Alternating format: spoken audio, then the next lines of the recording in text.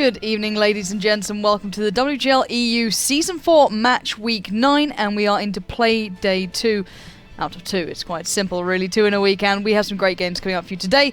And before we get towards that, obviously I am joined by the incredible Laughter WOT, who will be our resident expert for this evening. Nothing new there, but sadly, actually, Melly won't be with us today. She's not feeling too good, so I'm going to have to try and do what I can to kind of step into the role of the social media guru. I don't really understand the world of social media, but I'll try my best. Anyway, outside of that, as I said, we do have some great tanks coming up for you today. But before we get into today's games, I think we need to look back at the last play day to really get an idea of what we've seen so far, because different teams have been performing pretty differently so far. So guys, let's get you up to speed with that little bit of a recap. Good evening, ladies and gents, and welcome to the WGL EU Season 4 Match Week 9. There needs to be a reset very soon. QQ's going in for it. Hacky finds Stefan. QQ must land this shot. 2 seconds left. He has 1 second. He lands the shell. Yeah, we are seeing the push beginning, and actually it's a counter push coming out from Musa as well. Nervax is now in trouble. He's going to be focused down originally. Look at Stefan moving straight in. Oh, gone in a second. And as soon as those 1390 split, there was the push from Musa. Smart read.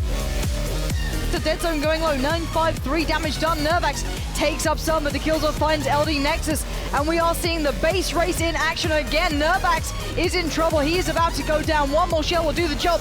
Schnitzel claims it, and now Ruster in the action. QQ should be going down any second now, but he's been able to stay alive just a couple seconds longer, and finally Ruster will find him. But this is a very, very close game, and that cap is looking fairly good for Wusa right now. Seeing the push round the back, that's what was happening. Twixo comes through, gets a barrage of bullets coming towards him. That is a mistake. He's not committed. It's 1 by 1. They're going in drips and drabs, and it's finally come off though. Stenley finds Armley, but Voodoo's now has to go in positive 1v1. It's a 5100 against a 5100, and at the moment it's landing slightly better for Schoolhouse. The cap has begun finally. Voodoo's needs to land the shell. He does though. It's Twixo to land it, and Voodoo's can continue the push. Shanish is up on the chopping board, and Armley's coming around for the shot towards Twixo. He must land this pretty damn fast. The turret is not even towards him. Arklet is now just soaking up these shells. Armley lands a shell towards Twixo, and now they can focus towards Fluky. And this is the danger with School Bus. They are so damn good at this play. They're so smart with it. They still need to land these shells, and they still need to stay down Fluky. One more shot will do the job. And I absolutely love seeing this play coming out from School Bus. But Jack is not done. Jack wants blood. As message getting Vosik down. Kusok is down to a one-shot. Surely Jack's gonna get it, but Popple saving the day from the backside. We're still seeing Kusok go down. Popple finds one. Just Course finds another. And at the moment, just Popple standing. Can you believe it? Virtus Pro could actually lose on this map here. Popple is being chased down. 8 seconds left. There's not enough time for a cap. Can he get out of it? Can he stay alive for a draw? 3 seconds. 2 seconds. I think he drew out just long enough. Virtus Pro, how close they were cutting that line. My god, and Ensk, even when the other teams weighed. Take me back through the feelings of that one, because for you, that must have been a bit of a surprise. Yeah, we always thought Virtus Pro would be able to Drooling Leprechauns like a 3-0. Easily. But Drooling Leprechauns actually picking up the first map against the Giants. You know, Virtus Pro, these guys came second in the grand finals.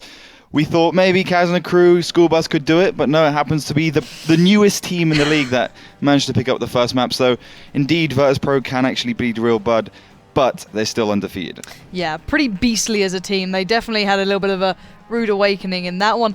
But let's have a look how the previous playday, or at least the one of the 2 playdays in this match week, did affect those rankings. Because, as we said though, Virtus Pro not actually losing the game overall, so therefore they maintain that first position, 12 points. But, credit to the other teams, they're starting to catch up. Kazna on 10, EPS on 9. It's getting a little close to the top now. Yeah, we have about 4 match days to go, 4 games to play for each of these teams.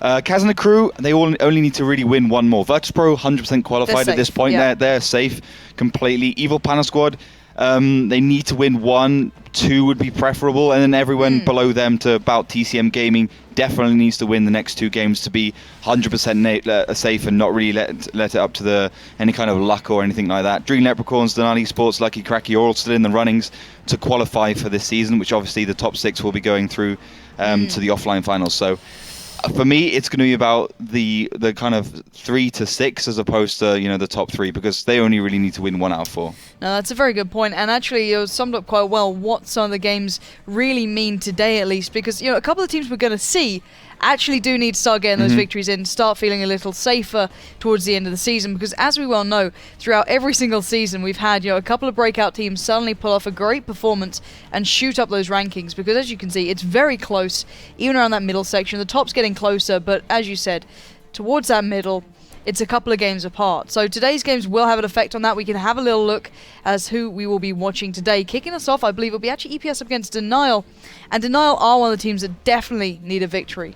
Denial, they're not in any kind of safe position. They're actually quite far down. In previous seasons, Denial has always been the kind of second half to the season where they've been getting good. But because it's only 11 match days as opposed to 22, they've had a very, very shaky start, as per usual. And just need to actually get some results. And they can still qualify just about, but they need to really start winning these games. Definitely need to beat Evil Panda Squad. If they don't beat Evil Panda Squad, then it's going to be near on impossible unless they get very lucky to qualify. Well, it's do or die time pretty much for them now. And I wanted to see that. I wanted to see them push to that limit. Following that will be Lucky Karaki up against Freefall. Another good game, another close game towards where they'll end up placing. And I think both of our match of the day will be the one to finish on. TCM up against Kazna Crew. Now, excuse me, Kazna don't necessarily need the victory. TCM actually kind of do. They've struggled to close out a lot of their games. They started to stumble a little bit towards the most recent play days, shall we say. They definitely need to kind of find their footing again, and it's going to be a very tough game. TCM need to win this one or the next one. The next match day they'll be playing Freefall. So, one of these two, but this what happened last time in TCM Gaming in Season 3. They said, okay, we can win the next one. We're going to win the next one. And they only needed to win one more to actually qualify for the offline finals. But because they never got that last game, they never actually qualified. So they have to win this game if they want to qualify. And was that under the title of Odin Mortis? It was, yeah. And they were in the top 3 at the very start of the season. So as we said, it can be quite a slippery slope from top to bottom in this one. And talking about now Denial against EPS, we can kind of talk through the players that we think are going to stand out here. There's some very obvious ones for maybe EPS a little more than Denial. But who from Denial do you feel has been slightly lacking this season, who could do with maybe a little bit of a kick up the arse to kind of get the performance going? I think the whole problem with Denial is actually a leadership thing. They've had a very shaky kind of communication path. I think Snip needs to sort that one out. Karma needs to keep his cool when he's in game. We know that man's a little bit vocal. He's very vocal. Not in the best of ways either sometimes. No. It's always interesting when he plays. I think Potomako as well, Nia Pazzoni, they need to be, consistent as well. We got Pointer as well. These guys just need to make sure that they're playing good tanks consistently, because it's been so up and down, and now they don't have Eileen in the lineup. It's no longer about just the one standout result player who's able just to clutch the game all the time. They need to get what Virtus Pro has, for instance, is 7 very decent players in that lineup. Yeah, they can all work together perfectly. And if you're a betting man, where does your money go on this game? Because I hate to say it to people at home, and generally, as a caster, we try and tell you every game's going to be exciting, when sometimes we know it's not. But there is a threat with Denial here. They are a team that towards the later part of the season, they do start turning up. Is this their starting point, or are they just not quite on the marker we've seen them before? I don't think that they're on the marker. Denial's always had a rough start to seasons, but I genuinely think this time round they just have a rough season altogether. I don't think... if I was going to bet, I don't think they're going to win against the Evil Panda Squad. I mean, looking back at Evil Panda Squad's previous result, where they beat School Bus 3-1, then you got to kind of look at the comparison between Denial and School Bus, and obviously Denial's not as good. Although School Bus didn't have Applewell in that lineup in that matchup, but still, it's apple and oranges, and I think honestly, I have to give it to Evil Panda Squad against Denial here. Well, you've heard it from him. Guys at home, do make sure you head over to Facebook and Twitter using WGL on the end of those beautiful URLs, and use the hashtag WGL to follow as well, to let us know your thoughts about today's matchups, and also to just get involved with us here in the studio. We don't have Melly to talk to, so we need you guys at home to get involved. You can see it there just down below us. Head on over, get your votes and predictions through as per usual, but Melly is normally telling you this. I'm having to step in, and it's gone terribly. I think we need to get it back. She needs to stop being ill and come into the studio. We'll keep her in a little isolation chamber and just, in a little bubble, and she can do it from there and be ill. It'll be absolutely perfect. So, in complete honesty, through and through, I think EPS have got this game. I'd say put your votes on them. Normally, we talk about Denial, and we have this discussion of when will they start? When will they begin their journey towards that top 4? Around that marker. And I've not seen that glimmer of hope. Maybe go, okay, they're warming up here. Oh, okay, that's now getting a little better. It's that slow little tick box of growing and improving. I haven't seen it. EPS have looked solid, and I do believe we are just about ready to get underway into our first map, which actually, quite surprisingly, it's going to be Mines.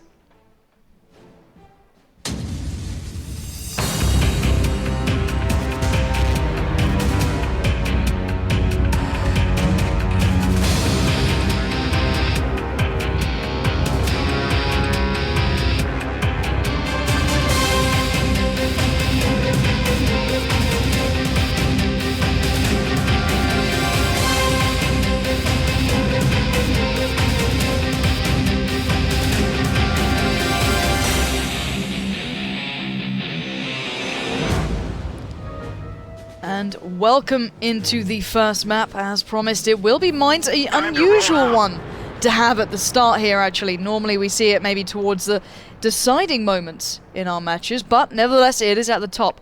So EPS will be starting at the top in the north in red, and Denial eSports will be in the south in blue. What sort of tanks are we seeing in action?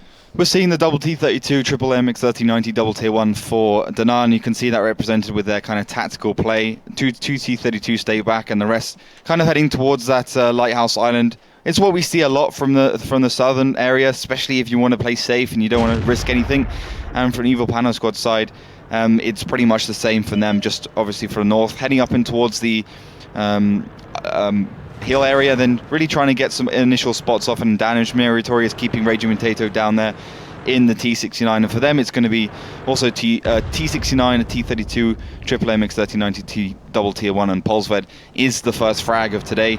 But it's a standard start from both teams. I don't think Evil Panda Squad would particularly appreciate the fact that they've lost their tier 1 already, but it's, it doesn't always make that much of a difference, and I think they're going to be able to just bounce back from that one and still have a good possibility of winning. And I have to say again, these two teams have been playing only good on maps like Mines and Cliff and Rurenberg, maps which are not city basically. Prokhorov and Steps, they haven't been playing that well on. It's kind of like hybrid maps that they've been good. So I think honestly this matchup is going to come down to those city maps, where which team can win on it and which team can actually take the whole series, because Mines is always a bit of a strange one for me.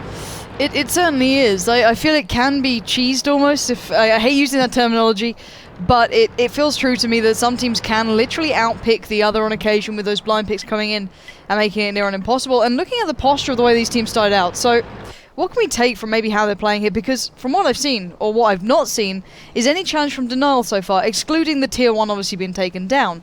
Now, EPS have played it fairly normally. They've gathered the hill, they've got players just kind of supporting on the sides. They put Numocho over there for a little bit of time. But excluding that, we haven't seen much of the opponents. Are Denial playing a passive game here, or how are they playing this one through? Well, the T32 sitting in this position, I mean, what's quite nice about the T32 is it's very good defensively. You can sit back behind here and they're pretty much invulnerable. We haven't seen a team be able to break these two T32s, but after a certain amount of time, what they can start to do is filter off to the hill, and then we've seen the two T32s go on the hill at the same time, and then the MX3090s use their hulls and don't get spotted, because obviously tanks act as solid objects in this game, so a solid object can't be spotted through, so the MX3090s go unnoticed. That's the tactic Na'Vi used, and that's what everyone's been copying over the last few weeks. I mean, it's always good to see that teams are recognizing brilliance when it comes, but honestly I don't think these two T32s are going to be hanging around too long. They're probably going to move out a little bit and possibly go for that hill a little bit later on as well.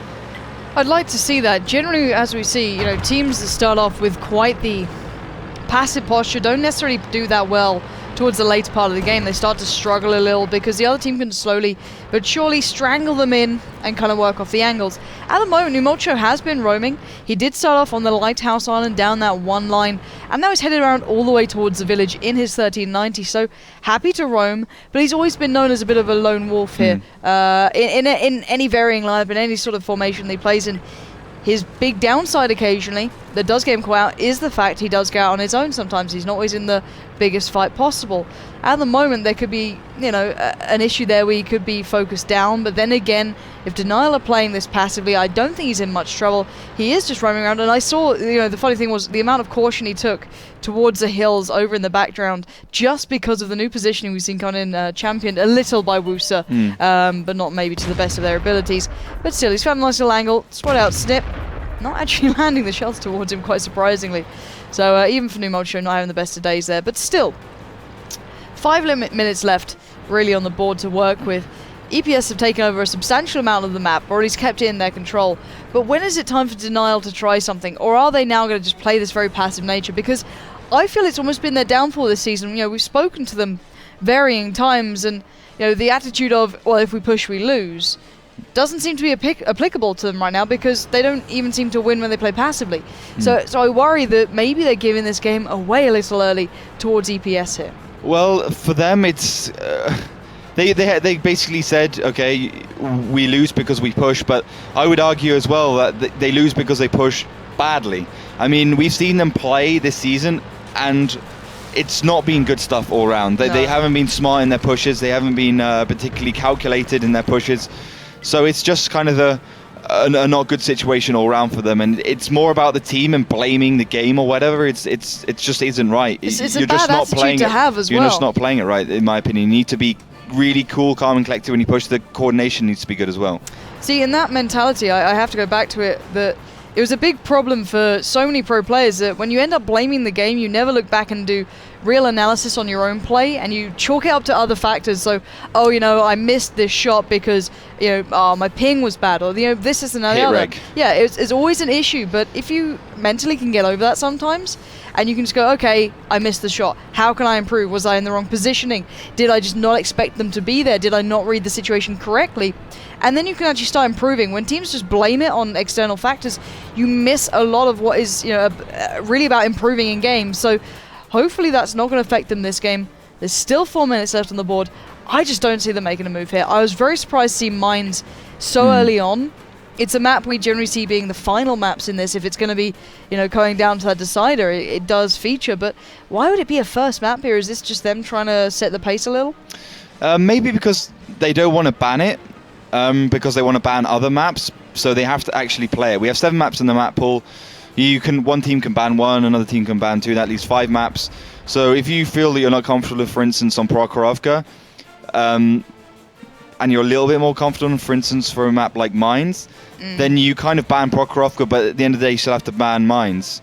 That's basically the thing that's going on with these two teams. They're basically saying, okay, we don't like one map, but we're going to have to play it because it's the best of a bad situation all around. But I still think we're going to see a push at some point. The T32 push onto the hill we've seen quite recently hasn't been that successful. That's TCM Gaming trying it last time, but it's still a viable tactic if it's actually used correctly. But I was a little bit worried that these two teams wouldn't be playing aggressively at all, because they aren't known to be aggressive teams. Evil Panda Squad was at the Season 3 finals extraordinarily slow-paced, but it doesn't look like ZNF is starting to make the first move towards the island, joining Carmen there. He's basically the backup saying, okay, if I'm here and I don't get spotted and I don't spot anything, then it's all safe, and ZNF, you can come join me. Interestingly, Pazzoni there in the background is not going to be with ZNF, so only a lone wolf trying to get some initial damage. Certainly 2 minutes and 21 seconds on the clock is leaving it a little too thin for my reasoning, but what do I know? Yeah, you're no expert in this game. Jeez, Ollie, I've told you that before, but still. And Himmelsdorf was the only roaming player really for EPS early on, and he's now found his way back home towards the top of the mound, so probably not going to back off of that. But ZNF does get spotted out here, and a little bit of fire from Raging Potato does come through, and see the T69 a little bit more versatile. Does manage to connect one over there. Does get one back as well, so 1107 to 853. So ZNF walking away a little worse for wear, but I'm sure he'll be just fine. And I'm in the kind of boat with you here. 1 minute and 42 seconds, just not really enough for me to make anything out of it. I feel it'd be a garbage time push, maybe, with those big T32s in play. They take a little bit of time to take down, especially with Eclipse in one as well. It'd be a hard thing to close out here. Yeah, at 1 minute and 25 seconds, you could kill maybe 2 tanks with this, but because Eclipse is still at full HP in that T32, it would be very hard for Denali eSports to actually have the damage potential to do this. I thought they could maybe push it 3 minutes and get away with it as long as they keep a tier 1 in the right position. New Multi-Joe does find the second frag there. That's Snip going down, the team captain of Denial Esports. And, well, we'll see. Denial at least try something here. Butcher, Meritorious in those two T-32s, the beasts heading onto the hill. New Multi-Joe having to get out of there. But, yeah, 372 damage. Merit at least eclipses way in there in the T-32 for Evil Panda squad.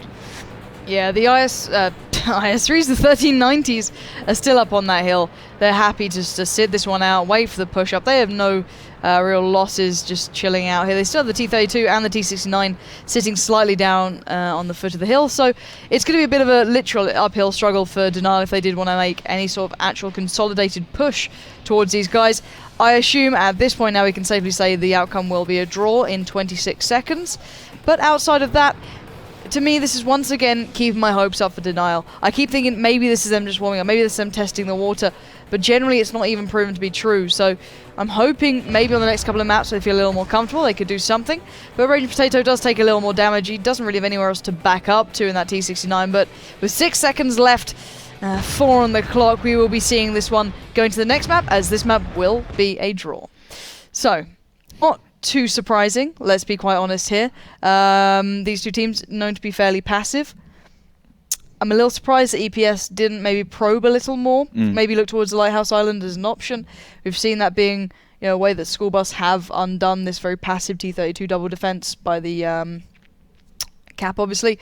But excuse me, was there really any incentive for EPS to push on that, or is that another map where maybe they're similar mentality to Daniel of, well, we don't really like this map, it's not our comfort zone, let's play this one out and then look towards the next ones to pick up maybe that one map that could take us the win? I'm pretty sure that was it. It was exactly what I said. Basically, you have two maps you can ban for both teams. You ban one, and the other team bans the other. Yeah. And then you have to pick and choose which map you want to play first, which map you want to play last. Obviously, the last map is kind of that pick where you say, if we do get to this point, we want to be on the side that you win the most. If you pick the map, the other team picks the side. That's how it works. And for instance, on mines from the north, you have a little bit more of an advantage. And just by looking at how slow these two teams played there, it really did back that statement up. They basically did not want to play that map at all.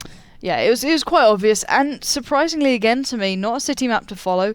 It's actually going to be steps following, and generally we see a lot of the victories coming out on the more city-based maps. Your Ensk, your Himmelsdorfs do provide us with a little more of an answer, where steps, once again, very polarizing, quite substantially sized. It's easy to rotate, and you keep these kind of flowing rotations right around the map.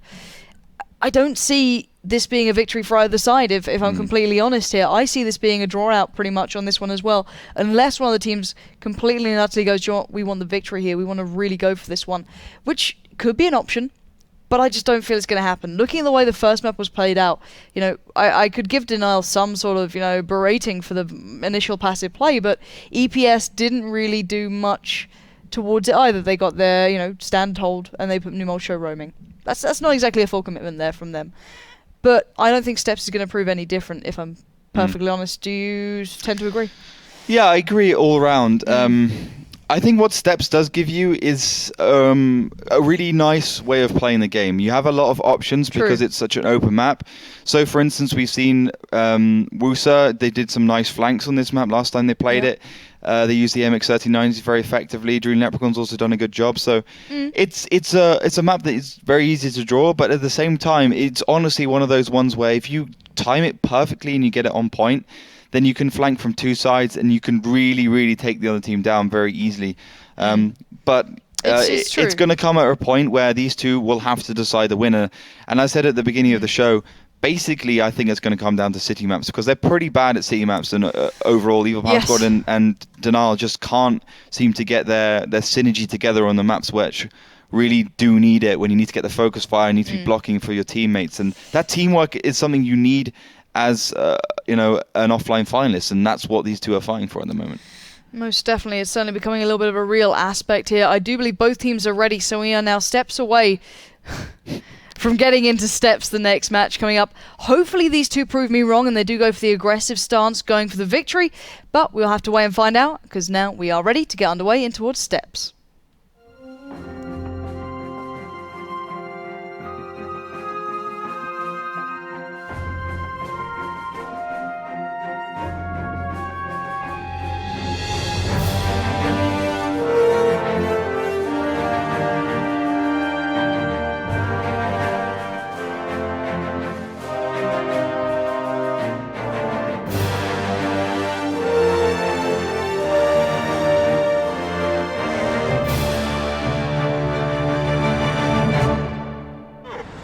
So welcome into battle number 2. It's still EPS up against Denial eSports, and in the north, in blue, it's Denial eSports, the team that barely moved a muscle on the first map, but rocking a little bit of a more aggressive lineup, as stated by Laughter during the little countdown.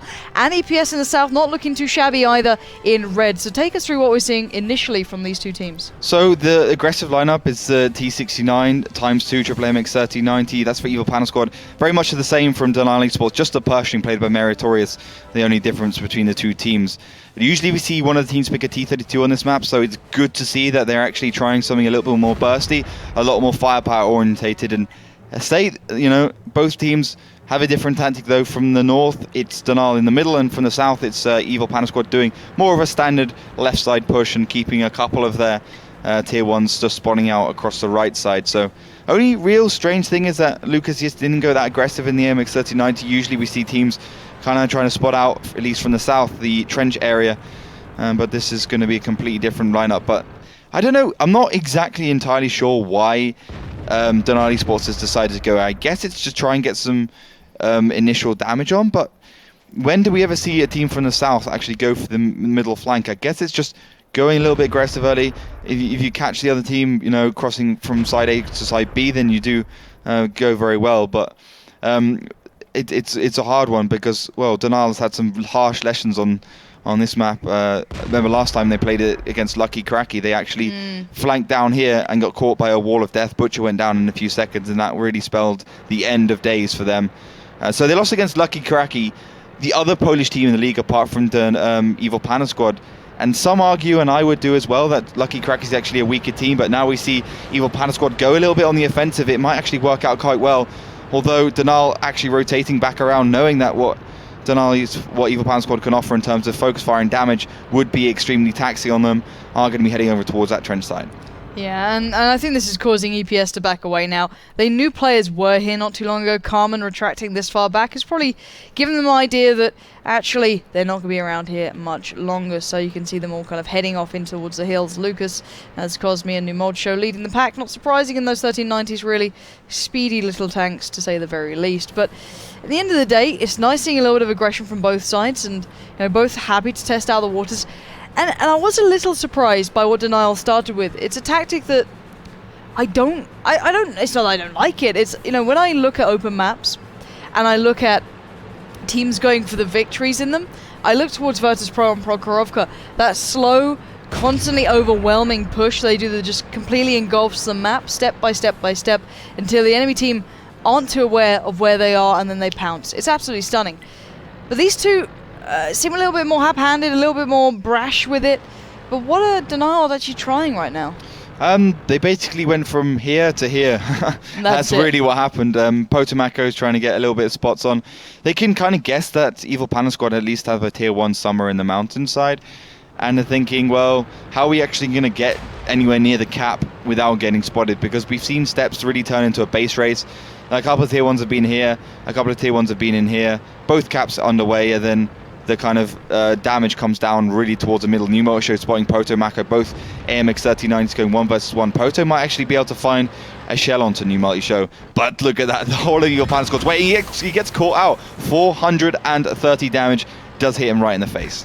Certainly outstayed his welcome there in the 1390. Numolcho and Cosme will push forward, and you can see the firing squad just behind them. Eclipse, Raging Potato, and Lucas there. So very nicely done in the end by EPS, evening up a hell of a lot. Numolcho, though, does take a shell there. A little bit overconfident on the peak, just around the corner, gets punished for that one. But still, this is a game of cat and mouse, really. One team catching up with the other. One gets a little more damage on the other, and then you see them having to adjust accordingly. It's not a bad start out to this game. 5 minutes and 41 seconds left. They are both trying to find each other's flank, trying to find a weakness. But really, they're struggling to find one here. It's been kind of all-out battles more than rather more cautious flanks. Yeah, it has been. This is a little bit too predictable, I think, from these teams. One of them goes up one flank, they get a couple of spots on, and then they go around and go up the other flank. But what I would do is I would, do a double bluff.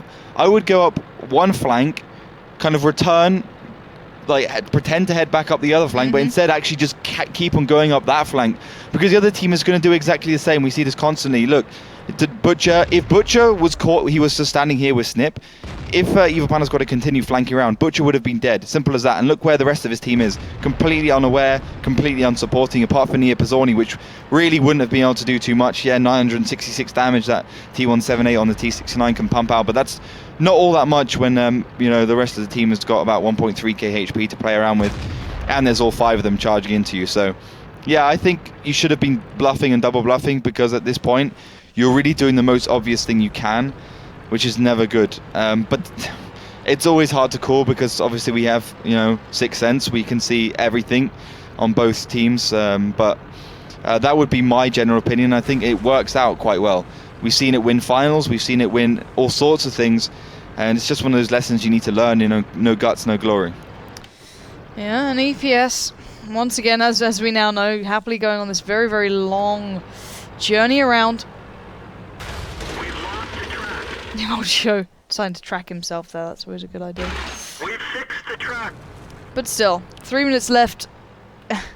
I start to worry this is going to be another draw. But then again, 3 minutes and 49 is still enough time, and we haven't seen the quick rotation off this from EPS, and actually EPS are pushing up towards them. So Denial could be walking into a bit of a trap here if they're not careful. It really depends who can get the surprise. I think Butcher, he might be able to get around this without getting spotted. No, I don't think he will do. If he peeks over, the T69s will just be there. A whole of Evil Panda squad get spotted.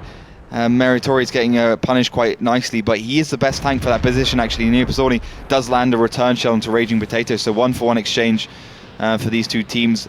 But if I was Denial, I'd just carrying going forwards, because they got plenty of cover between them and Evil Panda squad. And Evil Panda squad are not moving. They're keeping a couple of tanks back, although the AMX 3090s are starting to head back towards their base. And again, that flank, the push, the flank, the push comes on. Yeah, push and pull from these guys. No one wanting to commit. And I've got to say it, if they keep playing like this, they keep going for these little pot shots at each other, it's going to take a long time for a tank to die. Let's be serious here. We're 8-ish minutes, 7 to 8 minutes into this, and really, 3 tanks for EPS have probably received around 1 shell, maybe 2 at a push, and Denial had Pono, Mako, and Materius overstayed their welcome. You're not going to win games doing this. You've got to go for that full commitment. As much as I love this kind of like cat and mouse trying to catch each other out, at this level of gameplay, you can't just expect teams to make silly mistakes. Like, did you really think EPS would have left that 1 to 2 line completely unguarded?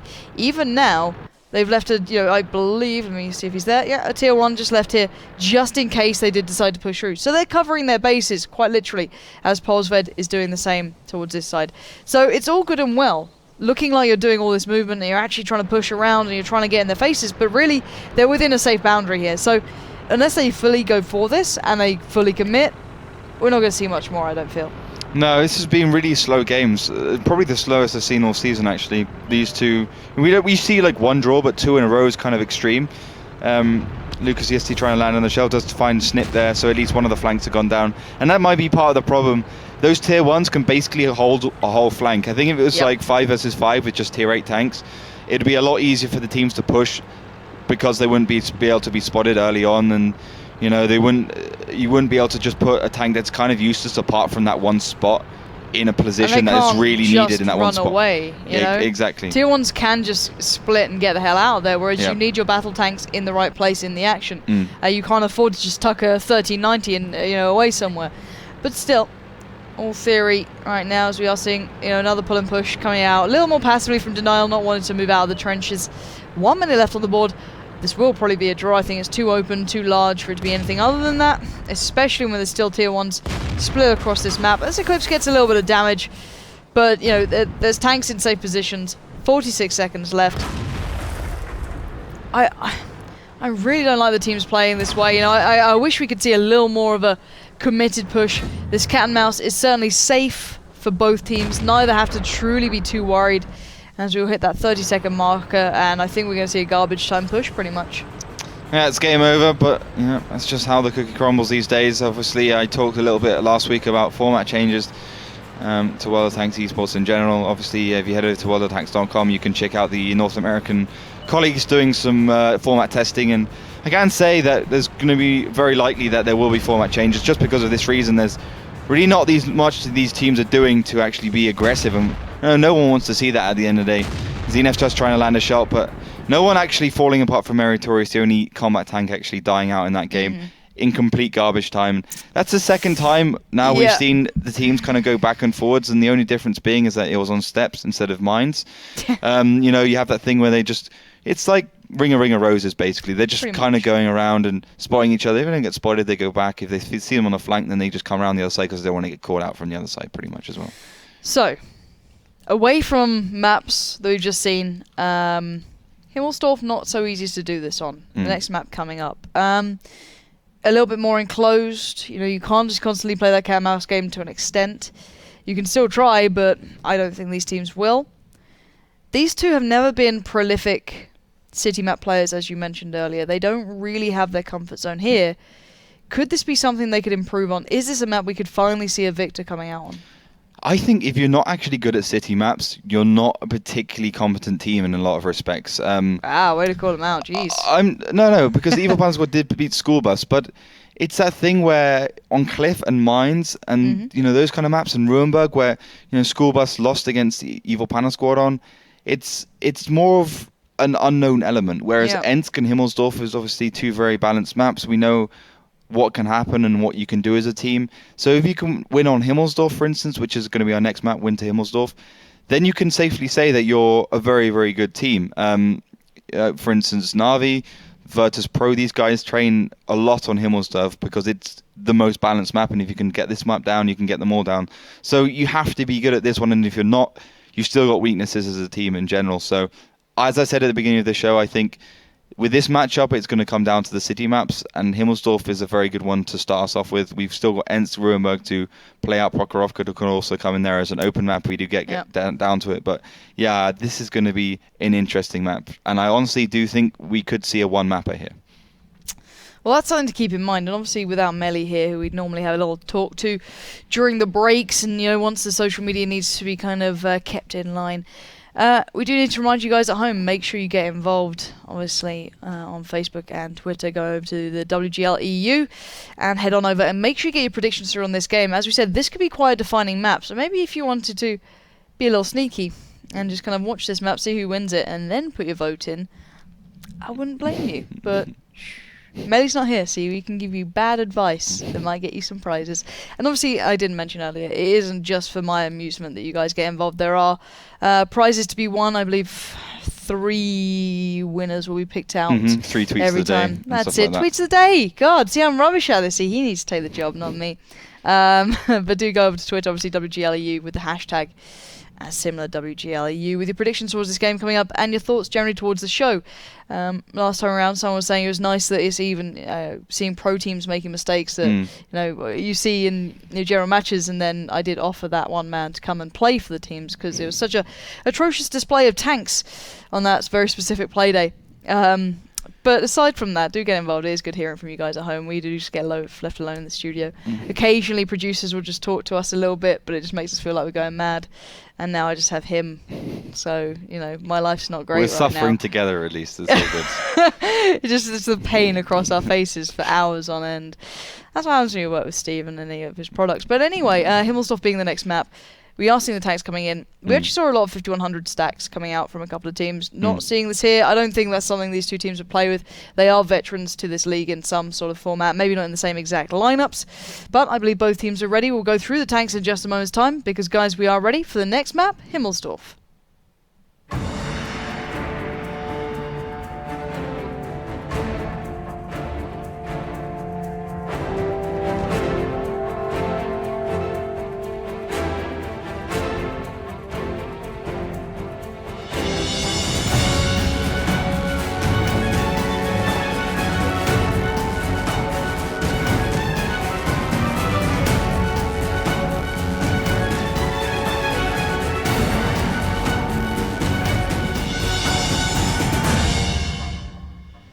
Welcome to battle number 3. We are now moments away from finding out maybe if we're going to have a victor on this one. We are still tied at 0-0. First 2 maps were drawn out. These teams did not want to go for the victories on the more kind of variable open maps here. Himmelsdorf, not the case. Regimented, very balanced. a map that we generally see the victors coming out on. So in the north in blue it will be Denial eSports, and in the south in red it will be Evil Panda Squad. So what are we seeing them beginning with this time? It already worries me a little bit where Xenos' position is. It's just in the most defensive place you can possibly be near Pizzorni also. Meritorious Potomac looking up the kind of 2-line, Butcher, Snip looking up the 1 line. Do they want to try and get to the finals with just draws? Do you reckon that's it? Perhaps. The interesting, I guess the thing I could say, the one interesting thing between these two teams is that they haven't actually gone onto the hill.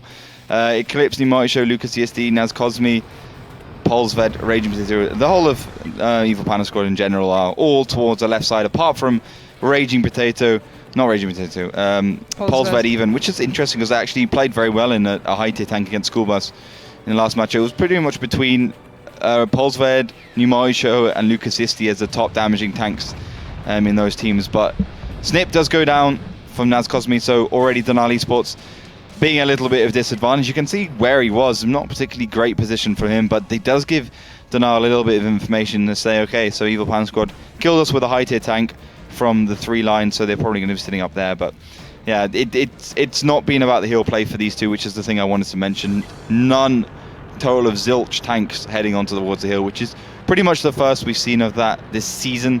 So it's going to be more about just I think a 3-line push.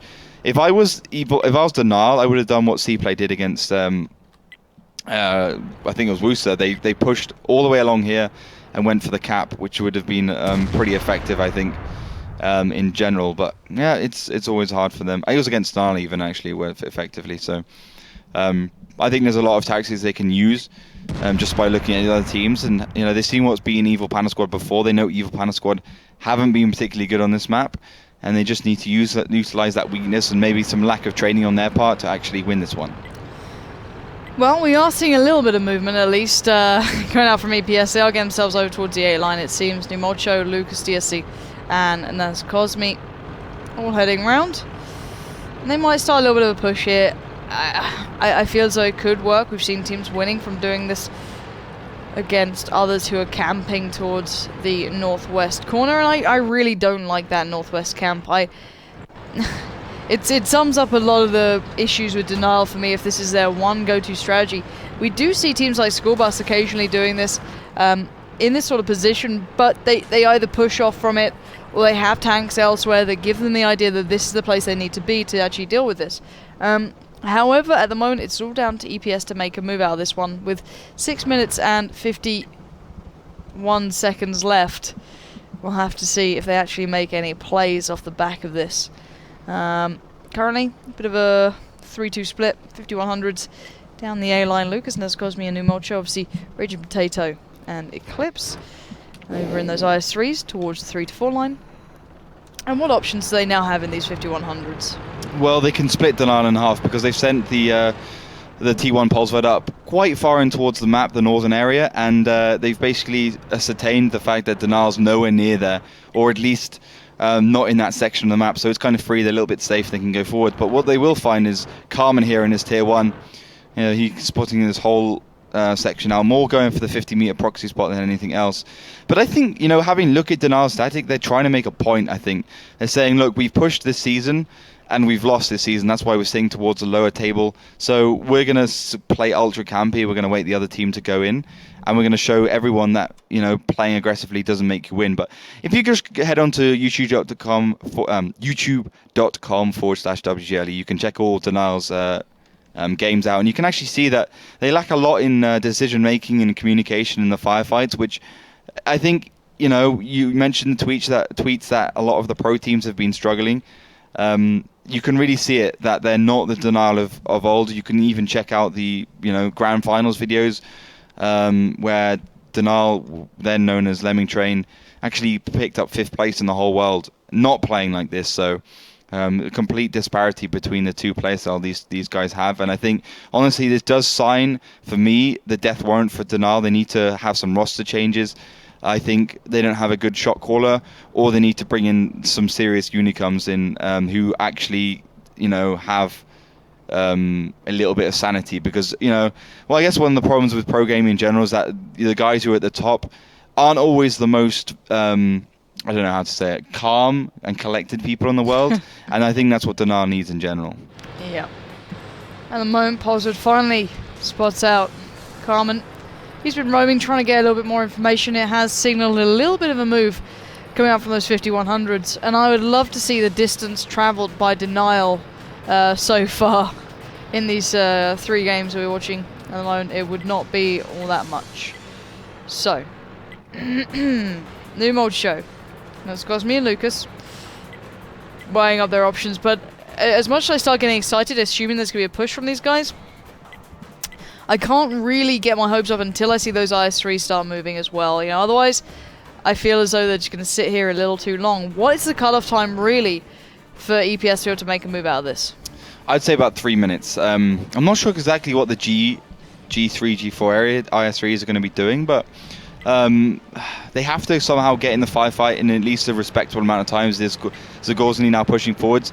As soon as he peeks around, he's going to be spotted out, so he probably has to reverse that tank around the corner, because the whole of Dinar eSports, as you can see, waiting in anticipation for him, who's just here, just spotted Meritorious, doesn't have his target in the right, his turret in the right direction, so he knows man to take him out. But that's good information there for Evil Panda squad. We actually saw Drooling Leprechauns almost beat Evil Panda Virtus Pro in this exact same position. They just pushed around from the 3 line at the same time from the 5 line, and they caught Virtus Pro right in the middle. The only reason why they didn't win that and Povl remained alive was because they just didn't do it soon enough. They did it around the 2-minute mark. They needed about another minute to take down the half HP AMX 5100 that was Povl. So if Evil Panda squad saw that replay, then they might have learned that lesson, that really 2.5-3 minutes is where it does become extremely hard for you to push and win the game. We are beyond 3 minutes. We're coming up to 2:49. We're seeing the 5100s actually going through the center of the map, away from where I assumed they might go, to join the IS-3s. Now, I have no idea what the hell these guys are planning, unless this is just them chilling out for a while. Why would you push up the 3 line after you just spotted out 2 tanks being there rather than going for the split? Because they might think it's more effective for them to push up the 1-2-3 line than anywhere else. I'm not always entirely convinced by that argument. I think the 1-2-3 line is often reserved better for the northern spawn than for the southern spawn. But 2 minutes and 11 seconds on the clock, at least we might see a tank actually die here. As Eclipse, Raging Potato, New Mighty shows Zagorzny. Evil Panda squad have played well on this 2-3 line before, so as they do head up there, they've seen the weakness via Zagorzny and they're going to try and exploit it as much as possible. Their basic target will be Meritorious and Potomaco, who are just sitting here in defense. They're going to have to really watch out for Butcher, because Povl in that similar position last time really did give Virtus Pro that little glimmer of hope that allowed them to actually draw the game. As you can see, Raging Potato, Eclipse, New Mold Show, and that's Cosme. All now steps away. Raging Potato getting in position. A little bit sharp on him, but still, he does take 1. Actually, 2 coming through there. Not the cleanest of beginnings, and 3 shells hitting back-to-back. Hardly any damage done towards Denial until right about now. Materius and Potomaco going extremely low. Materius does fall. Potomaco looks though he's going to follow suit, but Butcher not being spread out. Butcher could be the man to change this. He's watching that cross the Gorn. He does find Carmen, but now Butcher halts them in their tracks, forcing the split from Lucas. Lucas is going in for the challenge there. The others have backed away. Lucas against Butcher. Butcher cannot deal with 3 tanks coming towards him.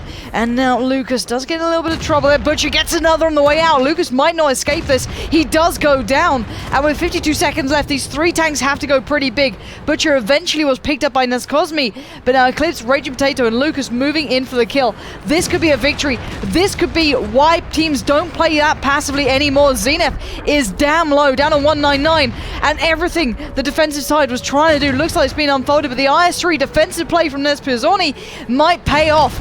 Finally, Raging Potato finds the angle towards Zenith. Potomaco finding Zagorzny is going to make this harder. Potomaco is going up that hill trying to get away. Numocho is chasing.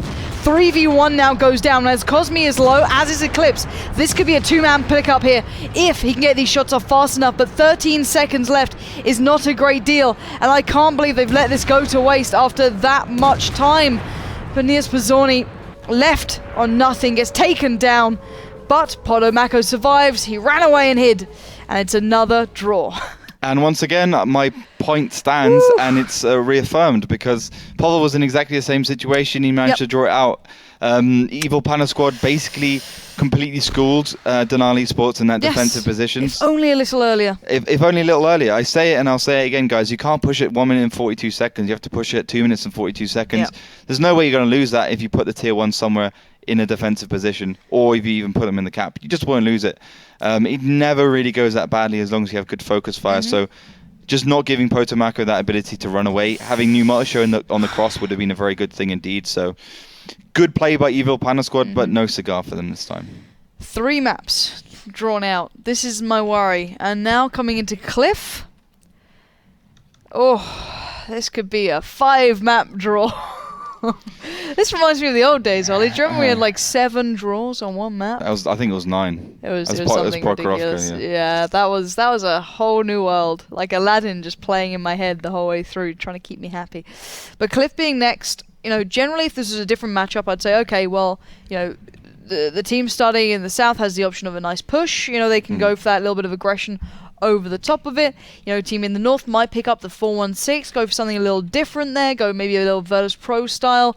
I don't know. For me, there used to be a lot of options on this map, but when it comes down to these two, I don't know. I don't think I can kind of say that. I can't say, oh, do you think that EPS will go for an aggressive rush across mid? Probably not. Will Denial do that? Will they do the 13-90 split? Probably not. They were the team that tried it, I think, originally. Butcher was one of the tanks who gave it a good go, going around the lighthouse side of things on his own, I think it was actually, rather than the 2 13-90s, and it went really badly wrong. So they've probably learned that lesson, and now we're going to see them chilling out for a while, I feel. I think, we are onto Cliff. It's going to be a very interesting map. I think we're going to see a winner. It's quite easy to see a draw in it, but we've seen Himmelsdorf now. We've seen Mines. I think Himmelsdorf is a little bit more action-packed than Mines because absolutely nothing happened there. Cliff, but it's one of those maps which you can just turn it around on an instant. Denal evened up the series against TCM Gaming previously on this map. Denal didn't play very well, but TCM couldn't again get that 5th map, and they just got caught out by a very big push onto TCM Desanichter in the middle area. And I think that's something which Denal wants to be looking at, because Virtus Pro did it against Dreading Leprechauns successfully with that very aggressive push. I don't really see how it can't work if you have the focus fire which you need. You don't even need a good tactic, because as long as you're 5 versus 5 and you're going for the initiative and you're coming off a hill and you're being more quick and responsive, then you can actually get some serious damage down in a very short amount of time. But everything is possible between these two. Ignore logic, Ollie. I've told you this. Sorry. And just remember, Carmen knows best, and all will be right in the world.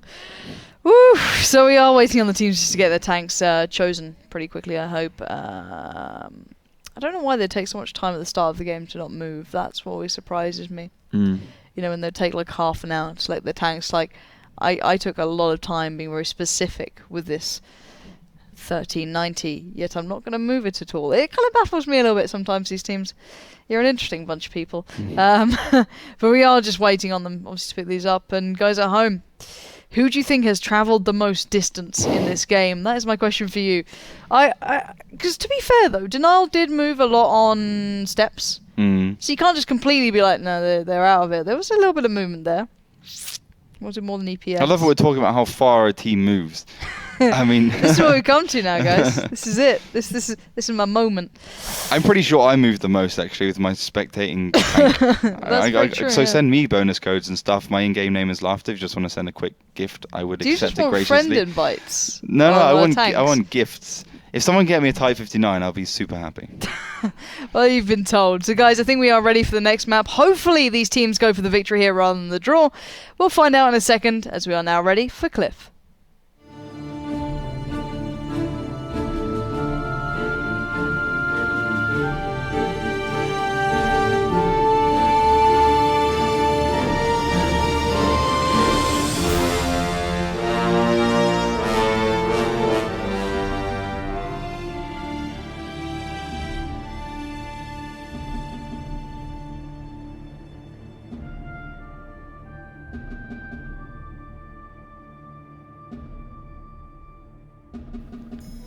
And welcome to battle number 4.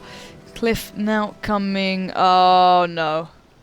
I think it's coming back to us on camera before we do this. Team's clearly not ready. And it's going to come back to us. What's up, guys? We are back here. Awesome sauce. They got our hopes up, basically, is what happened. We were like, yeah, we're getting ready. Nope. No, we're not. Yeah, one of them dropped, I imagine. Disconnecting issue, internet issue. Well, hopefully that's resolved quickly. The internet connection's apparently as slow as they are, which is surprising. But yeah, that was. We should be back in game very quickly. We're back to the lobby of the training room, so hopefully we can get this one underway. Our 4th map. Going to be Cliff. I can quickly run through the lineup since we are waiting for these teams. Quadruple AMX 3090 T69 for Evil Panda Squad, and for Denial it's going to be quadruple AMX 3090 T69 double tier 1 as well. Yes, so similar lineups. The countdown is beginning, so we'll be in game in just a moment's time. Do not worry, you can stop looking at our ugly mugs. Having a look at the beautiful Denial and EPS in just a second's time. So I think this time around, hopefully they are okay to get underway and we don't have any drops or disconnects. So we are now into the game. And in the north, in blue will be Denial, and in the south, in red, it's Evil Panda Squad. 4 maps in. No victor yet. We will get there, ladies and gentlemen. We're here to test you, to see if you're deserving of that final great, glorious matchup. You have to sit through these guys first. It's all a task. But let's see if they roll out. Oh, it's looking good. I think we're good to go, Ollie. Everyone is moving. This is a good start. So take us into what we're seeing so far. Well, it's Cliff, so the Cliff is the aim of the game. Putting all the tanks up in towards a lower area. Probably, not sure if Near Pizzoni is going to heading right, because these two have both gone for the quadruple AMX 3090, so the aggression is going to be early, it's going to be fast, as Cliff does give both teams enough time to reload those 3090s. It takes about 33 seconds before you can actually unleash the F3 onto your suspecting or unsuspecting villain. Zenef goes right straight away. He's going to spot some early tanks out for Denial eSports. If they do go there, Nescosme gets found. For Evil Panda Squad, and Potomaco goes aggressive, finds Nescosme first, and has to reverse out. The second gel does not connect, but Meritorious straight away gets a bit of comeuppance there. Yeah, but Lucas does get caught out as well, so being bullied away from that slight hill position. He's got to be a little more careful going forward. Carmen taking down Zagorni, so tier 1 battle being won out by Denial. And there was a little bit of aggression from these two. There was damage caused within the first minute at least. So here's hoping that does keep up. We will hopefully see these guys actually go for the victory. But there's the retraction coming out from EPS, clearly trying to tend to their wounded more than anything, as we did see a little bit of damage coming towards Nescosme and Lucas. Lucas in that 1390, just over towards more of the hillside. But we are seeing Zenef going for a little bit of a, not aggression, but certainly peering his head around the corner and finding new multi-show. It's going to be a 1 versus 1. Quite ironic, considering new multi-show was the ex-team player of Evil Panda Squad. And Zenef was his team captain. So, I mean the other way around. Zenef was the team captain of the New Show and Evil Panda Squad. They were long-term buddies. And ironically, Zenef was also just a team tier 1 player, or artillery player. The worst artillery player, I have to say, I've ever seen in my whole life. He'll even agree with me. It was literally a comedy show when you saw Sony, who was also in Evil Panda Squad, and Zenef try and use their artillery. It went really badly, but his new multi-show is getting schooled by his old Padawan. He certainly is. He's down, and I think he's trying to get out of this one. Carmen in the tier 1 did try and do a little bit of damage, but new multi-show just trying to find his way around and never write this guy out. Obviously, he's down to less than a 1-shot pretty much, but still, he's certainly a very talented player in these situations, and it's why you want him in your team generally. But there is support coming around. And we are going to see if the push does begin, or else we are still seeing a couple of shots being exchanged over the top. Raging Potato is still there doing the damage, and the T69 begins, but look at this, a cap has started. And my god, Denial not messing around this time. Zenef does finally take down Umocho. He can now come around the side, and Nescosme will be caught in no man's land. He's going to have Zenef to the right, players to the left, and this could mean real trouble. 1 minute and 24 on the cap. We're seeing Evil Panda Squad being pushed to their limits. Potomaco a little low, however. Has to be careful, but the fire coming towards Lucas, certainly potent as Butcher lands 2 back-to-back, making it hurt, taking Lucas down to 108. Can Butcher find any more targets? Yes, of course he can. Now Cosme is out in the open. Dangerous play. Polsved trying to keep this cap from completing, but Butcher finding that's Cosme is going to open up the path here, and Denial are doing the job. 4 versus 3 at this point in time. 5 versus 3 if you count all the non-combat tanks. Carmen Snip putting the pressure on in the cap. Well, at least one of them putting the pressure on the cap. Meritorious really finds Lucas. Yes, he needed to find him. He found him. Eclipse, the only one remaining who can do some damage here for Evil Panda Squad. 884 left on that AMX 1390. Polsved trying to get that cap finished, but he is really going to be wanting, because Zenith is in support. Potomac also going to be joining those two up there, and Eclipse really now has to be scared of Butcher, who's on the hill. He's reloading, but he won't be for long. Yeah, and Butcher's on full HP, let's bear in mind. That cap is continuing. Eclipse is off. He's trying to find maybe a little help here, but finally Polsved does take down Carmen. Well played to Polsved. We saw how low he was very early on, and 1 minute and 7 seconds left. Butcher's position is truly known, and I don't think Polsved can quite do the same damage towards Zenith as he did Carmen.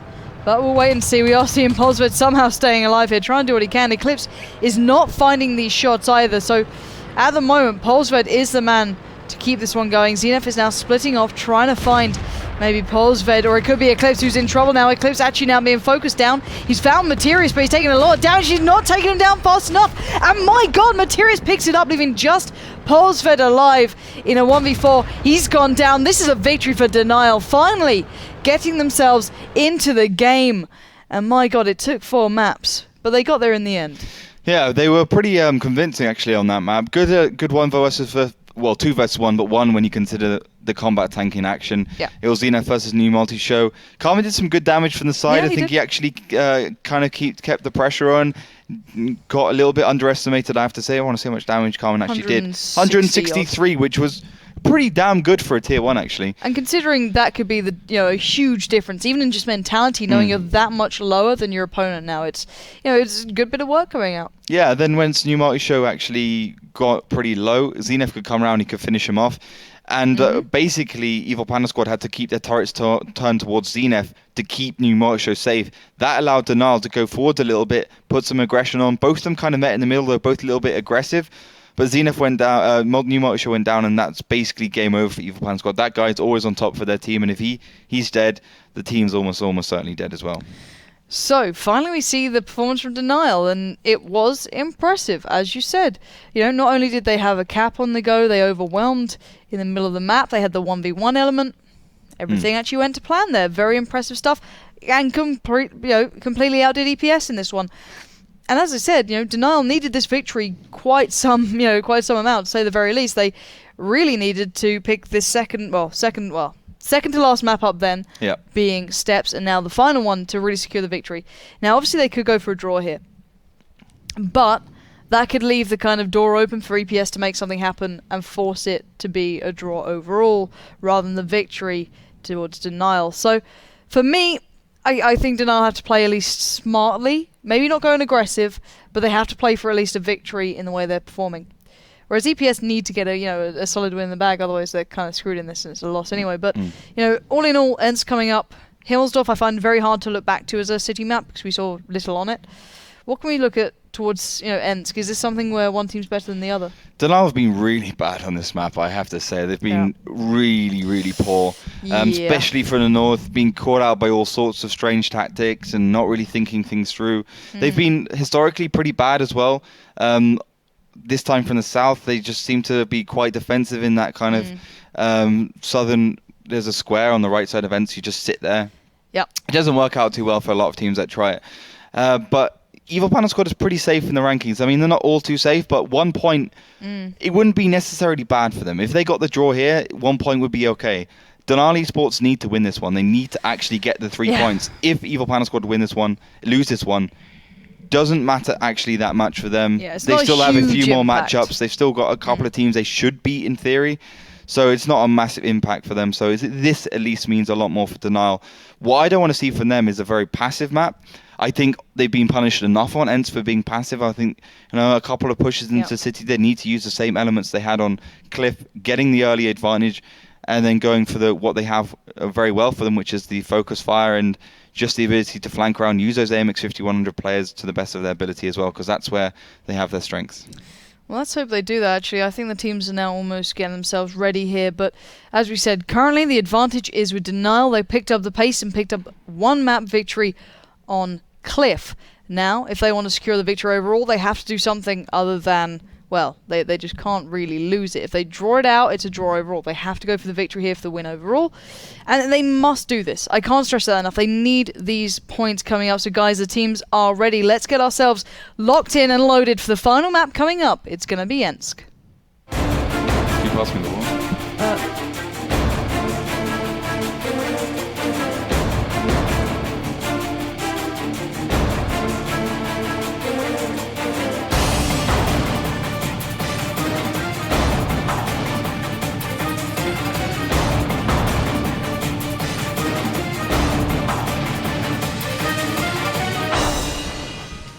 And welcome into the 5th and final map here between EPS and Denial eSports. Denial will be down in the south in blue.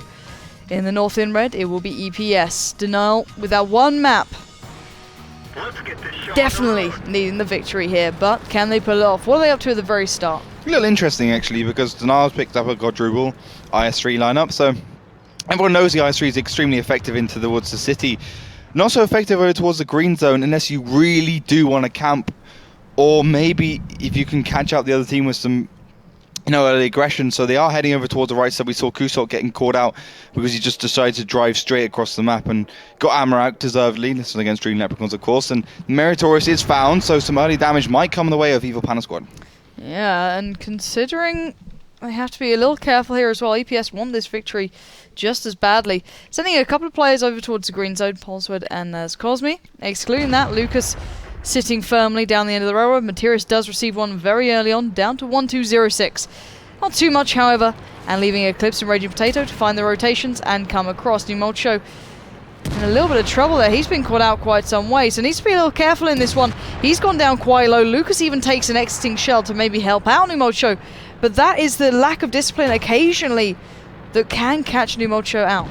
It was just good Denial actually went over that section a little bit earlier. I didn't actually think they would go for this engagement because the amount of damage these IS3s can pump out when they just get the one shots on. You can see what Denial is doing. Basically, if I look at Protomako, they're just side-scraping constantly. They're side-scraping, they're getting the shot, they're side-scraping again, so only Evil Panda Squad are finding the side of the IS3, whilst Denial eSports are finding the side of the MX 5100, which is still penetrable with the 265 penetration the BL9 has. But Potomako, not so lucky there, 393 off his IS3 himself, so you still got to be careful, and considering he's the lowest HP tank on the team, he's being very, very aggressive at this point in time. Denial have flanked out Snip towards the right, Ketafan going first, a little bit TCM-esque to spot out this basically 7-0 line along the A to C, A to D sections, and maybe him going forward will be the next move for Denial. Get a little bit more information, see what Evil Panda Squad really has to offer. As you can see, they are still stacked up towards the green zone. A couple of tanks, notably the IS3s, still in the middle trying to get the shots down. And for them, it's more about the defensive game. At this point in time now, Numolcho is taking a lot of damage and really waiting for the mistake from Denial. That's what they need to do because at the moment Denial are looking a little bit in a better position. And that's, I wouldn't say rare, but it's something we haven't seen too much of, because normally Denial is so passive they wouldn't go for these openings, but it's nice to see them going for something a little similar to this. We are seeing those shots coming in but just not connecting, as you said. When you get in these sort of positions, those shells just keep bouncing. So no damage done really to these IS3s. Raging Potato sitting quite comfortably. The shots certainly coming back, but they're just not going to connect as easily as hoped, and at the moment EPS are quite happy to be tucked in here. However, unless they want to play for a draw, they will have to eventually move. However, Denial don't have too much of an incentive overall, but they should keep the pressure on, which they're doing quite nicely. Eclipse even taking the shell there as well. He's down around the marker of where Numolcho was sitting, so this spells trouble. They have no idea where it's even coming from, which does add insult to injury more than anything. And it is obviously Snip there and doing a lot of the damage. Yeah, Snip's doing a very good amount of damage on Denial. He's actually got a lot of bushes between him, so he's not between him and them, so he's not being spotted. Those bushes providing like 40 to 60% camo, so all good. And obviously being 15 meters away from the nearest one, which well, at least one bush in between him and Denial eSports, means that the bush still provides the camo he needs. It's just basic World of Tanks 101. But if you can let's have a little recap of what's happened. We've seen some early damage from Denial onto Evil Panda Squad. Both teams have kind of reset the fight, trying to get a little bit more. And now Snip is obviously going to be caught out a little bit in trouble because he did make those shots onto the side of EPS. Now reloading the MX-5100, about 25 seconds left on reload, but NazCosmi also gets found from the side, so at the moment Denial doing a very good job to keep Snip safe, and he's reloaded. Yeah, NazCosmi is within an inch of his life here. Snip needs to land one more shell towards him. NazCosmi currently still alive, down to only 153. Didn't back away too far. Lucas Eclipse, however, did. And now he needs to catch up with the rest, as we are seeing a little bit more focus coming out from Denial towards the center of this map, and it's a little like steps in a way, this cat and mouse game of pushing and pulling, but look how much the damage has now gone against EPS. NazCosmi, 153. New Molcho, 580. Lucas still okay, but 1042 has taken a shell. And Eclipse down to 406. So certainly a lot of damage being caused quite early on for Evil Panda, Denial eSports. Considering they're only at the 5-minute marker now, this is a substantially better sign from them. Yeah, Evil Panda Squad have lost essentially 2 tier 8 tanks in terms of the damage, whilst Denial eSports have lost about one, little less than one tier 8 tank, probably about a T69 there or thereabouts. So you essentially have one more tank than the other team in terms of firepower you can provide, and in terms of HP you can kind of shield for your needing teammates. CNF starting to peek forwards a little bit, and we've seen Denial a little bit like Wusa being very scared to make that final killing blow, which they now need to start looking at this stage in the game where they are at a significant advantage. And despite having two less MX-5100s, they can still one-shot at least one and two-shot at least two, possibly even three if they get a little bit lucky onto Eclipse, or even normal damage roll onto Eclipse will probably two-shot. I mean, obviously the BL9, 390 damage, absolute beast of a gun, I have to say it. But Denial a little bit shaky to end this game. They've got 3 minutes and 55 seconds left. They don't actually need to end it. They are 1-0 up at this point in terms of the maps they've won. So all they need to do is camp this one out, wait for the time, and then push in. 3 minutes and 45. I would say about 2 minutes, 1.5 minutes is where they'll push and try and actually go and close this one out. Then again, I look at it from their perspective. They have enough of an advantage now where they don't have to necessarily forge anymore. They've done enough to feel they can win in the firefight if it comes down to it. Maybe that's a little overconfident. Maybe that could come and bite them on the arse. We'll have to wait and see. But however, they do have that early advantage. They did pick up that map previously, so they will be sitting on that one map here. If it's a draw, Denial will still win. So, New Mocho and Lucas start roaming, and there is the problem that if Denial get too comfortable, EPS can still turn this around, even with all that damage taken towards them. There is still such a possibility, but Snip does put out Polsfed. It looks like that tier 1's going to be eliminated pretty damn fast here. Show and Lucas, turrets turned, keeping eyes on. Oh, he doesn't land the shell. It does allow a little bit of a further push from EPS. They are making their way down that 6 line quite drastically, and this looks like a last-ditch effort to win this one out. Yeah, they're going to have to go for it. They've nothing to lose at this time. They've got 2 minutes and 30 seconds, which is the perfect time to push on Ensk. Pretty small map, so you don't really have to look for players. Raging Potato, let's hope he doesn't turn to Mashed Potato, because you're going against Meritorious there in the IS3, and that's the danger. You're going into 4 BL9s. Well, Eclipse is the first one really to take that damage. He's taken a big shell. Down to 13 HP here. Zenef chiming in. Raging Potato has been caught. Materius finds Eclipse, taking a gun out of the game. Zenef focusing on another target. Raging Potato is now stuck in on his own. This is not good. They have not got the execution they wanted here for Evil Panda Squad. They're going to have to get in on this one if they want to change things around. Going in and dribs and drabs into the Lion's Den is going to make it easy feeding time. Xena finally takes one back, but Denial hesitant, yet cautious. No one fully committing either way. Raging Potato might be in trouble now. Look at the push-up from Materius. He's going in. He knows Lucas and Emocho are pushing down the other side. He must get this kill off pretty damn fast. Niers Pizzorni now being focused up. Snip finding NazCosmi. Can this go the way of EPS? Materius says no, but what can they do to change this? Lucas is down to nothing. He's going to be taken out, as New Molcho is the final man alive for EPS with Zagorni, but that tier 1 can do nothing in this situation. Denial holding on here, as now just Zagorni left alive. I don't think he can even draw this one out right now. I know, I think he's going to get chased down pretty quickly. I reckon the tier 1's probably about the same speed as the IS3, so game over for Evil Panda Squad in battle number 5. Zagorny probably just suicide at this point in time. Heads across, first miss comes out, second miss comes out. Denali eSports certainly living up to the name of not being able to hit anything, but I'm not sure if that's a name, but I'm going to say it anyway. It is now. It is now. 51 seconds left on the clock, and we'll see a little bit of a game of cat and mouse, literally, between the IS3 and the Tier 1. And they're both pretty slow tanks, so might take a little bit of time. And they're not near the cap, so they probably won't win via that. So at least Evil Panda Squad might be able to retain a little bit of pride. And you know, I want to talk a little bit about... Oh, they tracked him, my God. That was unbelievable. Hits him right in the track there. And it's not even heat, it's APCR, so it's even more depressing for Nia Bazzorni, who made that shot at 35 kilometers on the move with an IS3. That's just unlucky, really, isn't it? Zagorny trying to do a little bit of juking here. 13 seconds left. Oh, he has been spotted out by Zenith there. Surely no. He spotted him though, so he knows he's close. 6 seconds left. Can he stay alive here? It is indeed the final countdown. Zagorny, 2 seconds left. Can they draw this map? I believe he can, but all in all, it will be a victory for Denial after that one map pickup previously. But still, you know, credit to Zagorny. He did manage to escape, you know, a hell of a lot of big tanks. Yeah, it was because Denial actually picked loads of IS3s, which... Yeah. You know, you need that AMX 5100, which is a faster tank than the IS3. The IS3 probably about the same speed as a Tier 1 to actually kill that Tier 1. But I just want to talk about my feeling towards the overall matchup here. Yep. Denali Sports, they got a necessary win, probably why they're playing so slowly. They are really in last chance flueness as a team. Evil Panda Squad are not. But the last match day, we saw School Bus winning, losing against the Evil Panda Squad. New Motor Show obviously heading up that win. He was the guy who actually got the wins for them.